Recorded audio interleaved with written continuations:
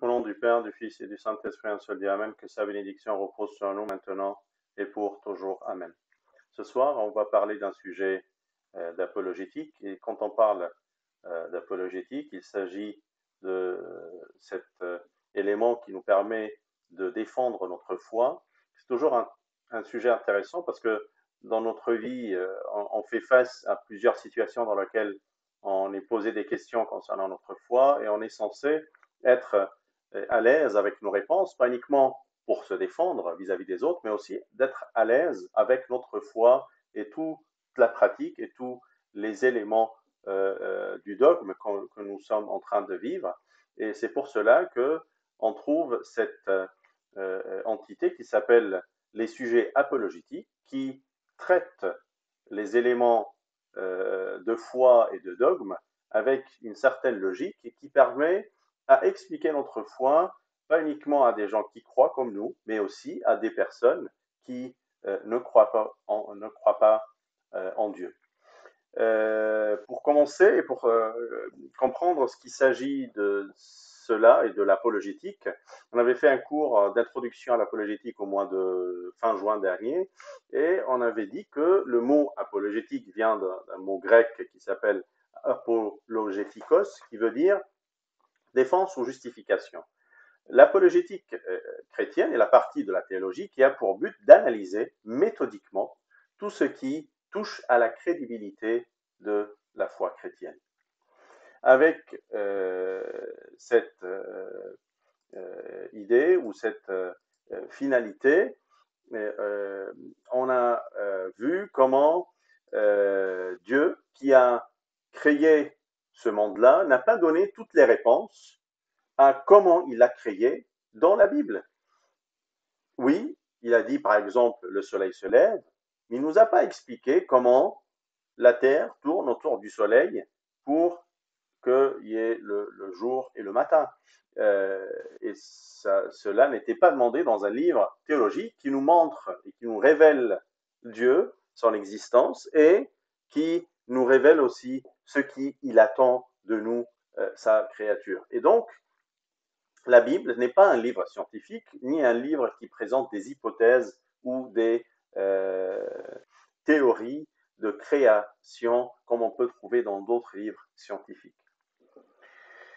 Aujourd'hui, on va parler de deux éléments dans ce thème de création et destinée. On va voir d'un côté l'existence de Dieu et de l'autre la nature de l'homme. Ensuite, on va voir la communication qui est supposée être entre ce Dieu et cet homme-là.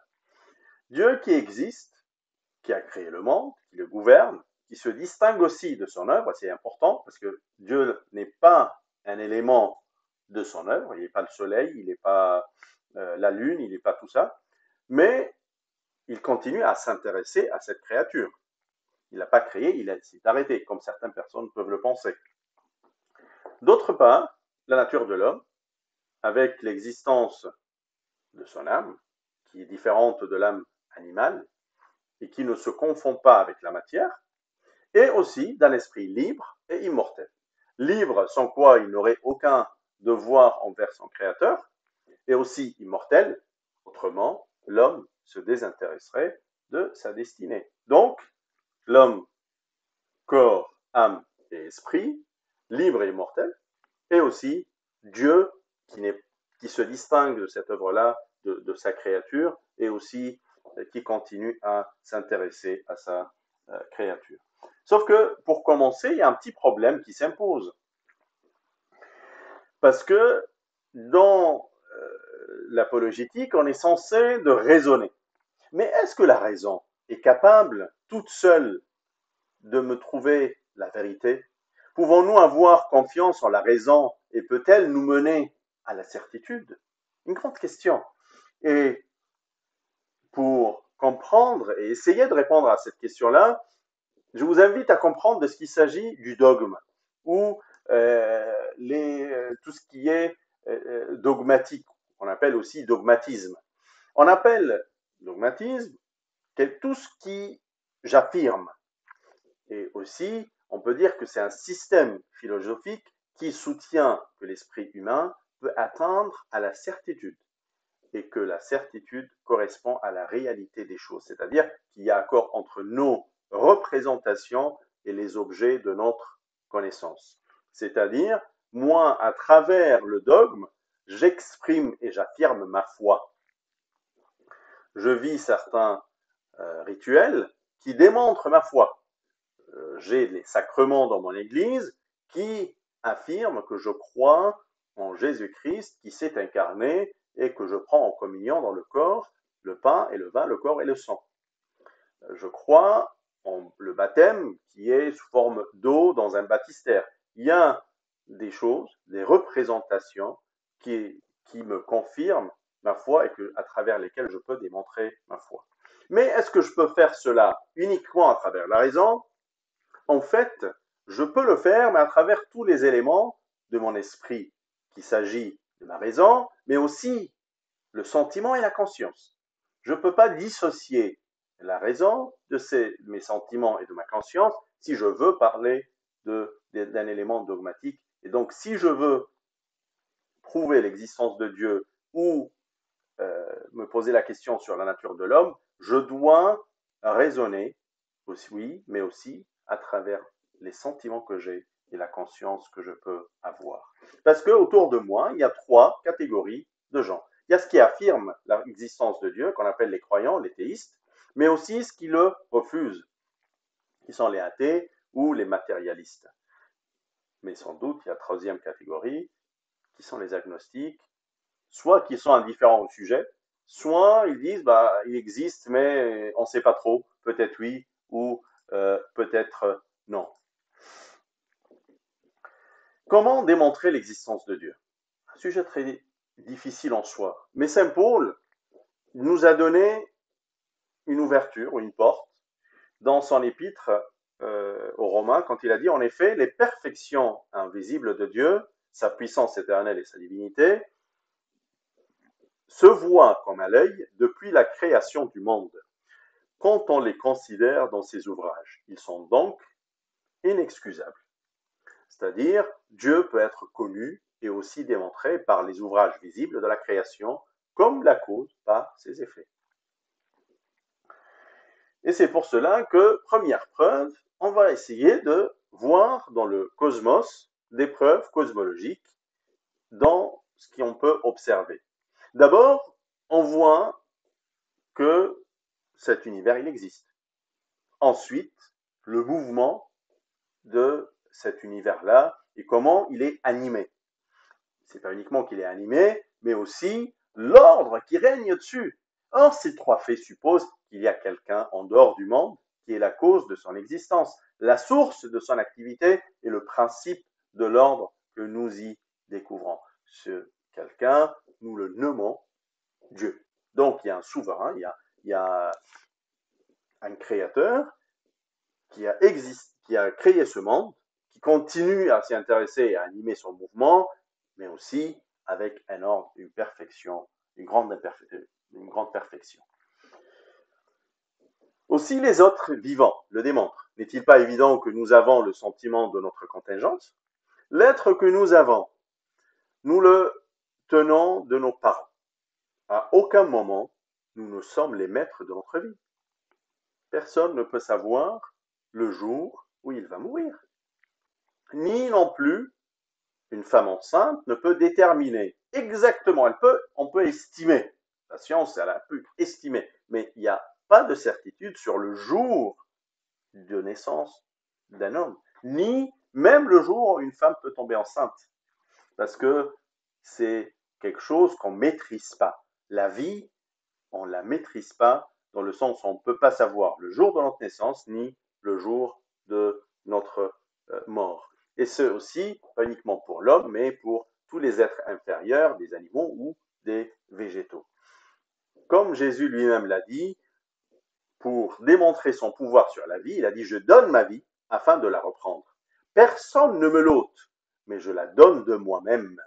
J'ai le pouvoir de la donner et j'ai le pouvoir de la reprendre. » Aussi la matière autour de nous, si nous examinons la matière qui s'offre à nos regards, nous ne pensons pas que les minéraux, même les cailloux du chemin que nous foulons au pied devaient nécessairement exister et existent par eux-mêmes. Il y a quelqu'un qui les posait de cette manière. Le monde, que ça soit être vivant ou matière brute, ne porte pas en soi l'explication de son existence. Si tu regardes des pierres posées sur le chemin, est-ce que les pierres vont te dire qui les a posées ici? Tu peux pas. Tu peux deviner. Tu peux dire c'est possible que ça soit, je sais pas, la mairie ou telle entreprise ou telle personne qui est venue pour faire cela. Mais tu peux pas. Et la pierre ne va pas te dire qui l'a mis ici. Mais on peut se faire seul, il suppose l'intervention d'un être souverain qui lui a communiqué l'être et la vie. Il y a quelqu'un qui l'a fait, il y a quelqu'un qui l'a posé de cette manière. Si le monde a commencé, sans nul doute, il faut admettre un créateur. Mais il y a des gens qui disent le monde n'a pas commencé, il est éternel. Et il s'appuie sur 3 faits scientifiques. L'indestructibilité de la matière, la conservation de l'énergie et la nécessité des lois de la nature. On voit l'énergie qui continue à exister, on voit une matière qui reste, des matières indestructibles, et aussi des lois de la nature qui gouvernent tout cela. À supposer que nous puissions remonter indéfinitivement dans le passé l'échelle des causes secondes, il faudra toujours dire qui leur a donné l'être. Oui, l'énergie, elle continue à exister, mais qui a créé cette énergie? Qui a donné la première flamme? Qui a donné le premier pouce? Qui a touché ça? Qui a modelé tout cela? Et si chaque cause seconde a besoin d'une autre cause pour exister, la chose ne sera pas moins vraie de la série infinie.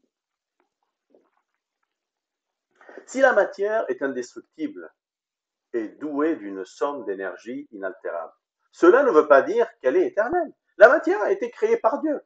Il l'a créée comme ça, indestructible. Il l'a créée avec cette qualité. Cela ne nous permet pas de conclure qu'elle existe de toute éternité. Les preuves montrent uniquement que la matière est constante, sans rien dire de son origine. Ainsi qu'on le suppose éternel ou non, qu'on le considère soit dans son ensemble, soit dans ses parties, le monde est contingent. Il suppose donc un être nécessaire qu'il est appelé à l'existence. Si on veut aller dans les hypothèses, il y en a plein des hypothèses qui parlent de la création ou de l'existence de l'univers. Par exemple, l'hypothèse cosmogonique de Laplace, qui suppose que l'univers était à l'origine d'une poussière d'atomes et qu'un jour, sous l'influence d'un fluide quelconque, appelé indifféremment force, énergie, électron, la matière s'est mise à évoluer et à former successivement les mondes que nous voyons. Son hypothèse admet un commencement et une fin au mouvement de la matière et à l'évolution. Sauf qu'il y a pas mal de contre-arguments à son hypothèse qui se heurtent à d'autres conclusions scientifiques. Aucun savant n'a pu apporter la preuve du passage réel au possible de la matière inorganique à la vie. D'où est venue la vie? Qui a donné la vie à cette petit atome ou cette poussière? Les expériences de Pasteur ont démontré au contraire que le vivant ne sort que d'un vivant.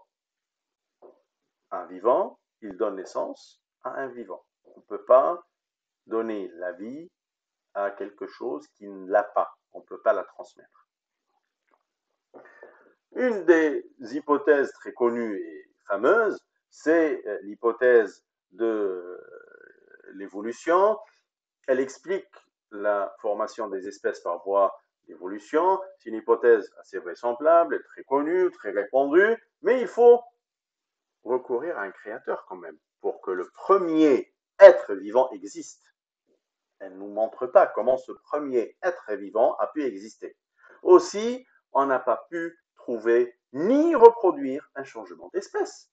Donc, elle a beaucoup de limites, cette hypothèse. Une autre hypothèse qui la rejoint, c'est la théorie de la finalité. Par exemple, qui dit que les ailes n'ont pas été donné à l'oiseau pour voler. Mais l'oiseau vole parce qu'il a des ailes. L'homme n'a pas des yeux pour voir, mais il voit parce qu'il a des yeux. On peut expliquer ce phénomène comme étant le résultat des forces inconscientes propres à la nature, qui adaptent les organes aux besoins suivants de la loi de l'évolution. Mais que les ailes étaient faites pour voler, ou que l'oiseau vole parce qu'il a des ailes, il n'en reste pas moins qu'il y a une adaptation. Là, on peut appeler adaptation. Ça convient plus à ce qui est démontré dans cette hypothèse, comme entre l'organe et sa fonction. Et la conclusion est toujours la même, c'est que l'adaptation des moyens, à la fin, suppose un plan. Et que le plan selon lequel le monde a été conçu suppose un ouvrier très habile qui l'a fait. Bien, qui a mis ce plan-là? Qui a fait qu'il y a cette finalité ou cette adaptation entre un organe et le besoin qu'il y est exprimé. Et même certains évolutionnistes considèrent que la finalité est une illusion de notre esprit et qui ne confirme pas cette théorie. Mais si on veut chercher la nature de Dieu, la raison qui peut démontrer l'existence de Dieu, est-ce qu'elle peut aussi connaître sa nature? Bien sûr que les agnostiques qui répondent non. Certains philosophes, comme Kant ou Spencer, déclarent qu'il ne convient pas de laisser à la base de la vie religieuse des vérités métaphysiques que la raison pure ne peut pas prouver. Donc, si on ne peut pas connaître la nature de Dieu, c'est qu'il n'existe pas. Et ils disent qu'une religion n'a de valeur que par ses résultats et le degré de piété qu'elle produit. Donc on a besoin de la religion uniquement pour avoir un degré de piété dans ce monde-là.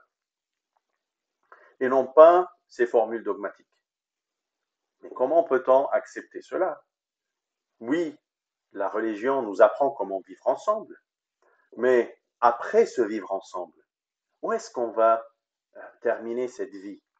Si, et d'ailleurs c'est ce qui sera présenté dans la deuxième partie, quand on va s'intéresser à la nature de l'homme et voir comment son esprit il est éternel, où est-ce qu'il va aller, cet homme-là?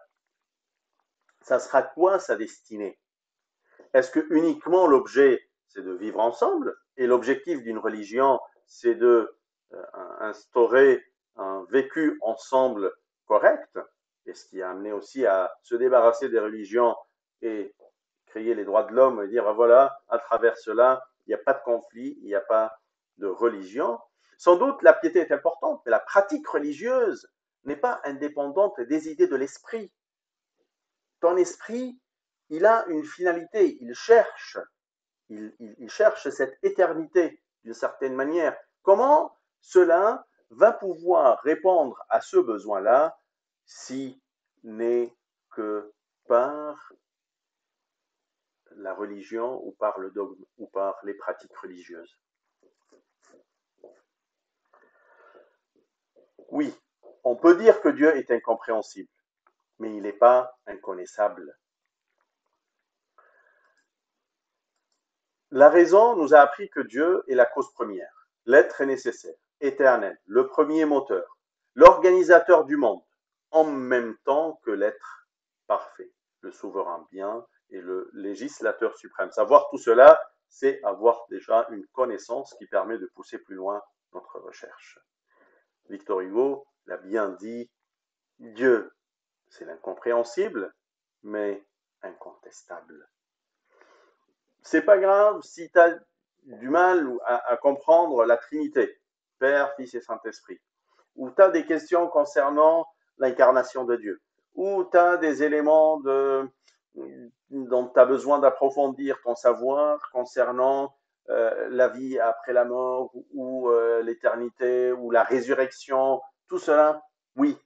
Mais ton instinct, ta loi naturelle, elle va te mener vers l'existence de Dieu. L'univers, il en parle. L'univers te dit que ça existe un créateur derrière tout cela. Même si tu n'arrives pas à comprendre ce Dieu et comprendre comment il fonctionne et comment il t'a permis d'exister. Deuxième partie, ça concerne la nature de l'homme. En ce qui est son corps, il y a la théorie matérialiste sur l'homme qui dit que l'homme est formé d'une seule substance, qui est le corps. L'âme est une hypothèse inventée pour rendre compte de certains phénomènes que la matière paraît, à première vue, incapable d'expliquer.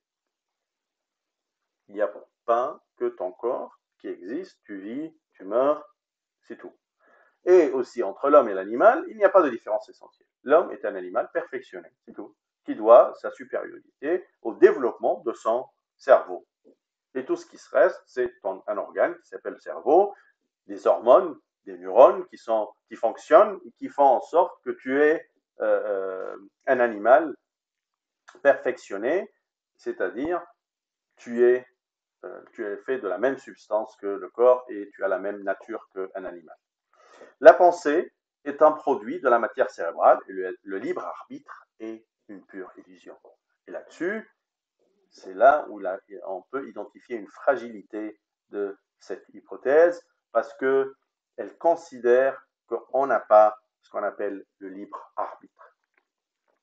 Si l'homme est composé d'une seule substance, qui est le corps, s'il n'y a pas aucune différence entre l'homme et l'animal, il n'y a pas de différence de degré et non de nature entre l'homme et la brute.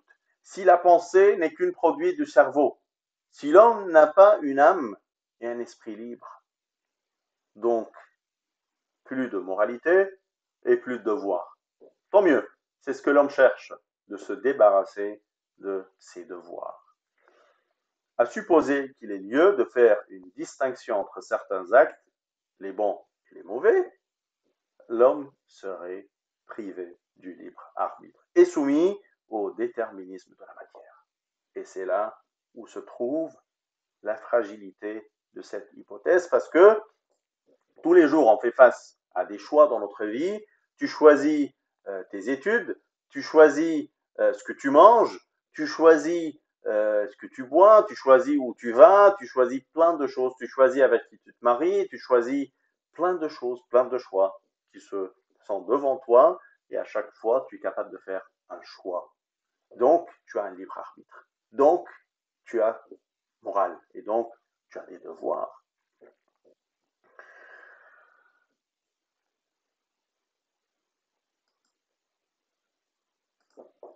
L'homme est formé de corps, âme et esprit. Entre lui et l'animal, il y a une différence essentielle qui fait que les deux êtres sont irréductibles et que l'un n'a pas pu sortir de l'autre par voie d'évolution. L'homme seul a une âme et un esprit libre. Il a un corps qui a des sens, la vue, l'ouïe, l'odorat, le toucher, le goût, mais aussi il a une âme, il a une volonté, il a une intelligence, il a des émotions. Et également, il a une conscience et une intuition. Donc, tout cela, il y a un corps, il y a une âme, mais il y a aussi un esprit. L'âme, une substance qui se distingue du corps, qui est le principe de la connaissance et la pensée, attestée par l'expérience des phénomènes physiologiques, psychologiques, la pensée, le jugement, le souvenir, par la conscience et par l'intuition, qui découvrent au fond de notre être un principe qui produit notre pensée et notre action, et qui ne peut être le corps. C'est ce principe distinct du corps que nous appelons l'âme. Saint Paul nous l'a bien démontré ou expliqué dans son épître aux Hébreux, chapitre 4, verset 12, car la parole de Dieu est vivante et efficace, plus tranchante qu'une épée quelconque à deux tranchants, pénétrante jusqu'à partager âme et esprit, jointure et moelle, elle juge les sentiments et les pensées du cœur. Donc, âme, esprit, jointure et moelle, c'est le corps. Et Dieu, il connaît tout cela. Il est efficace d'une certaine manière à pénétrer à l'intérieur de toi et connaître tous les composantes de toi-même. On admet tous qu'on a une raison, une liberté, ce qui nous distingue des animaux. Aristote, par exemple, il a dit « L'âme de l'homme diffère de celle de l'animal en ce que l'homme peut dégager des notions universelles à partir des perceptions singulières et ainsi accéder aux activités scientifiques, artistiques, éthiques et politiques.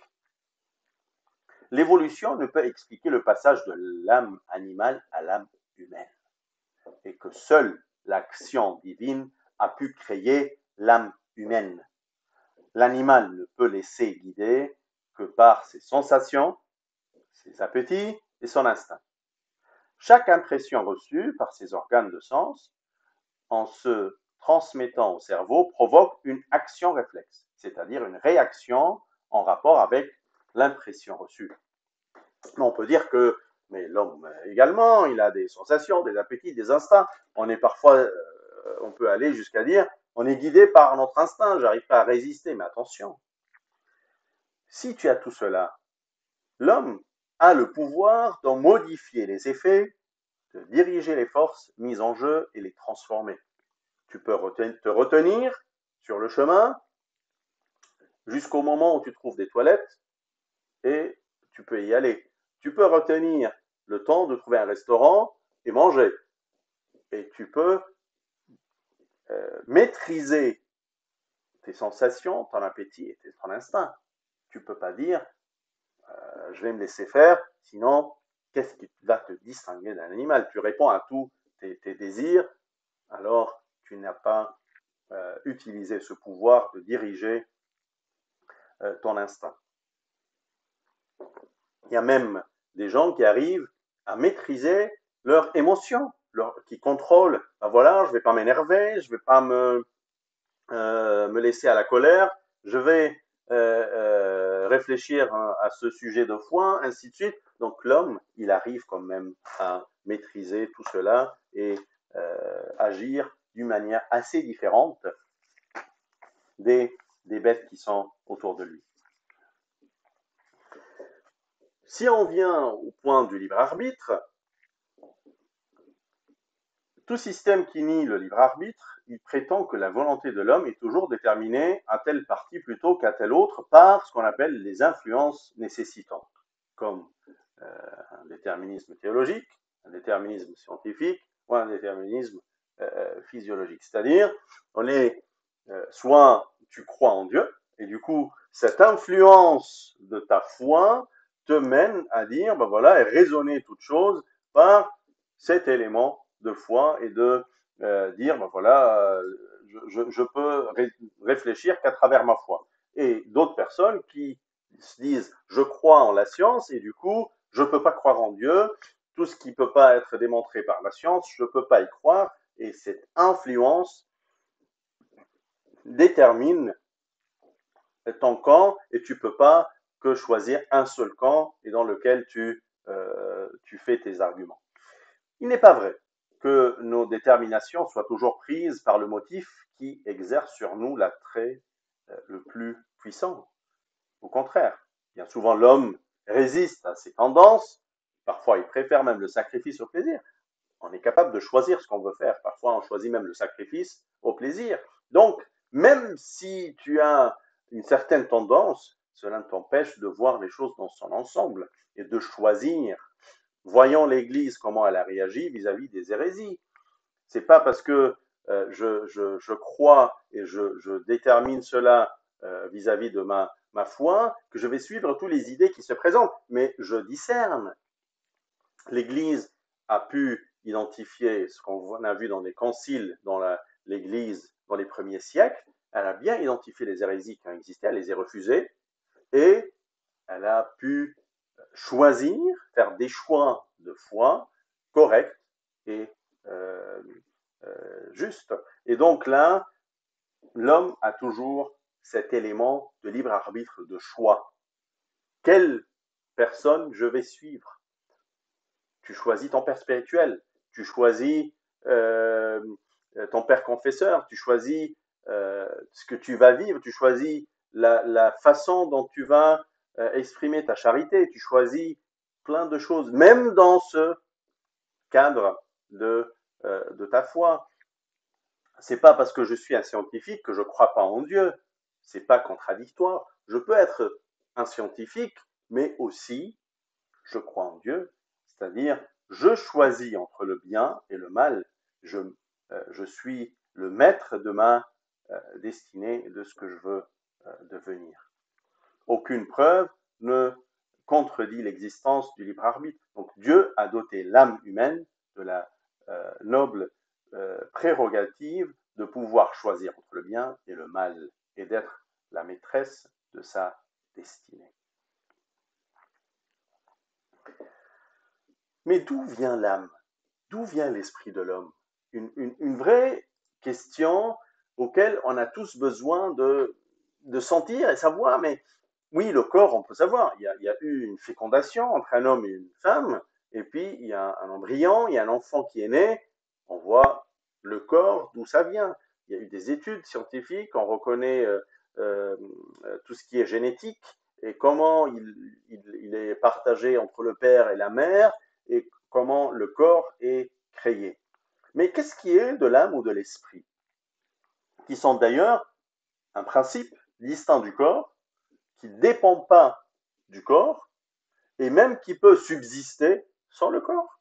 Comme on a dit, c'est une sorte d'énergie qui fait bouger ce corps-là pendant toute ta vie et après ta mort, cette énergie, selon même les lois de la physique, continue à exister. Cette énergie doit continuer à exister sans le corps. Étant simples et immatériels, ils ne peuvent être produites par le corps, qui est une substance composée et matérielle, car il n'y aurait pas proportion entre la cause et l'effet. Ils ne peuvent pas sortir davantage de ceux des parents, car ceux-ci, du fait qu'ils sont également simples et spirituels, ils ne sauraient se diviser. On ne peut pas dire que les parents, ils ont donné leur esprit d'une manière héréditaire à leurs enfants. Ils doivent être directement l'œuvre de Dieu et viennent à l'existence par création. Si on cherche des arguments métaphysiques, par exemple, sur l'immortalité de l'esprit qui découle de sa nature, c'est la deuxième composante, l'immortalité de l'esprit. Il est libre et aussi immortel. Étant simple, non composé de parties, il ne peut pas périr par décomposition, à la manière des corps matériels, dont la mort consiste précisément dans la dissolution des éléments qui les composent. Étant spirituel, ne dépendant pas essentiellement du corps, il ne saurait être entraîné dans la destruction de celui-ci, vu qu'elle a tout ce qu'il lui faut pour pouvoir lui survivre. Il est vrai que l'esprit humain, comme l'âme des autres créatures, est contingent. De même qu'il aurait pu ne pas exister. De même, il pourrait être anéanti. Mais la raison démontre qu'une telle destruction déplaît aux attributs de Dieu, en particulier à sa bonté et à sa justice. Dieu ne t'a pas créé pour mourir. Il ne t'a pas créé pour que tu n'existes plus. Il t'a créé pour toujours exister, pour être éternel, pour vivre avec lui, pour jouir de tout ce qu'il a créé pour toi. Il est venu sur terre, il est mort pour te sauver, pour que tu aies cette vie et que tu continues à exister. Deuxième argument, c'est l'argument psychologique. Les aspirations de l'homme réclament l'immortalité de son esprit. Son cœur, en effet, est plein d'un immense désir de bonheur et soupir après une vie où il puisse connaître le vrai, contempler le beau et aimer le bien. Il est évident, par ailleurs, qu'il ne rencontre ici-bas que vérité incomplète, imperfection et joie éphémère. Il faut donc une autre vie où l'esprit étanche sa soif de bonheur et une vie sans fin, car on ne peut jouir pleinement d'un bien qu'autant qu'il n'y a pas crainte de le perdre un jour. L'homme, par son instinct, il réfléchit ou il pense très peu à sa mort. Il pense dans le sens, même quand on est présent dans un deuil ou dans un funérail, on ne pense pas qu'on va mourir. Oui, on voit la mort de l'autre. Mais l'homme a cette tendance de vivre. Quand tu achètes une voiture, une maison, des vêtements, tu sors, tu veux rencontrer des gens, tu as le sens de la vie. Et du coup, tu ne penses pas que tu vas laisser tout ça un jour et mourir. Tu continues à travailler, tu continues tes études, tu cherches un bon boulot, tu fais plein de choses dans le sens d'exister et de vivre, et non pas dans le sens de la mort. Donc cette soif de bonheur et cette soif de justice, l'homme, il cherche par nature la justice et la bonté. S'il n'arrive pas à le vivre ici sur Terre, il va chercher à continuer à le vivre peut-être un jour dans un autre endroit. Il faut que Dieu, qui a mis dans notre esprit le besoin d'infini, en même temps que le sentiment de ne l'atteindre jamais dans cette vie, nous réserve un avenir où il y ait proportion entre nos désirs et les moyens de les réaliser. Sinon, l'homme qui est l'être le plus parfait de la terre, soit admis tout le monde, serait aussi le plus malheureux. Au lieu que l'animal trouve les jouissances que réclame son instinct, lui seul serait condamné par sa nature à poursuivre une fin à laquelle il lui serait impossible de parvenir. C'est dommage. Il est conforme, en effet, à la justice de Dieu que chacun reçoive selon ses œuvres, que le bien soit récompensé et que le vice soit puni. Et voilà le sens de la vie que le Seigneur nous a appris dans la Bible. Or, la vie éternelle, c'est qu'ils te connaissent, toi le seul vrai Dieu et celui que tu as envoyé, Jésus-Christ. Il y a le bien, il y a le mal, il y a la foi, il y a l'absence de la foi. Ensuite, et pour comprendre le rapport entre Dieu et l'homme, entre le Créateur, Providence, et l'homme doté d'une âme raisonnable et d'un esprit libre et immortel, il importe de savoir quels sont les rapports entre Dieu et cet homme. Que le lien de dépendance qui rattache la créature à son Créateur impose à l'homme des devoirs envers Dieu. Cela va de soi. Si tu admets que tu es créé et qu'il y a un Créateur, tu lui dois des devoirs. Cela va de soi. L'homme, à l'aide de sa raison seule, est capable de déterminer plus ou moins bien, sans doute, l'ensemble de ses obligations qui peuvent construire ce qu'on appelle la religion. Naturellement, et c'est ce qu'on appelle la loi naturelle. On connaît que avant la loi de Moïse, Joseph a pu dire non au péché que la femme de Potiphar l'a appelé à faire avec elle. Mais comment il a su? C'est ce qu'on appelle la loi naturelle, la raison et l'instinct que Dieu a mis dans l'homme pour reconnaître les devoirs qu'il doit envers son Dieu. Et ça va de soi. C'est pas que l'homme a besoin de cette religion, mais il vit ce dogme pour vivre les devoirs qu'il doit envers son Créateur.